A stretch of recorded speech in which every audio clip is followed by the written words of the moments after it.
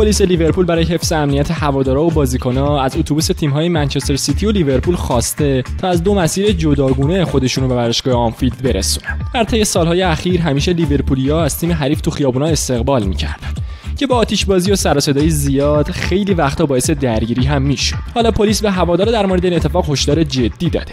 فصل 2013-2014 بود که درگیری هواداری لیورپول با طرفداران چلسی قبل از مسابقه حاشیه‌های زیادی ایجاد کرد. به گزارش دیلی میل، یورگن کلوپ تنها مربیه که پا به پای گواردیولا در تقابل‌های رو در رو پیش رفته و همچنین تنها شکست سیتی در لیگ برتر این فصل رو هم بهشون تحمیل کرده. وقتی گواردیولا به مونیخ رفت، کلوپ گفت که میخواد مثل مورینیو تو آلمان باش رفتار کنه. از طرفی تونست تو آلمان پا به پاش حرکت کنه و تو انگلستان هم نمایش‌های قابل قبولی داشته.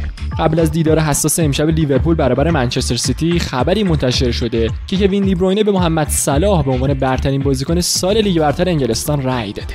صلاح که در 29 بازی لیگ برتر تونسته 36 گل به ثمر برسونه، فقط هری کین رو پشت سر خودش برای رسیدن به رکورد فوق‌العاده‌اش می‌بینه. شبکه BT اسپورت با انتشار برگ رأی دی بروینه عنوان کرده که ملی‌پوش بلژیکی معتقد صلاح لیاقت این جایزه رو داره. روزنامه مارکا در گزارشی به استقبال بازی امشب روم و بارسلونا رفته و عنوان کرده که بارسا هرچند این فصل خوب بوده، اما آمار سوارز در لیگ قهرمانان اصلا خوب نیست. سوارز هنوز نتونسته در رقابت‌های اروپایی این فصل گلزنی کنه، اما در لالیگا فقط 4 گل از مسی کمتر.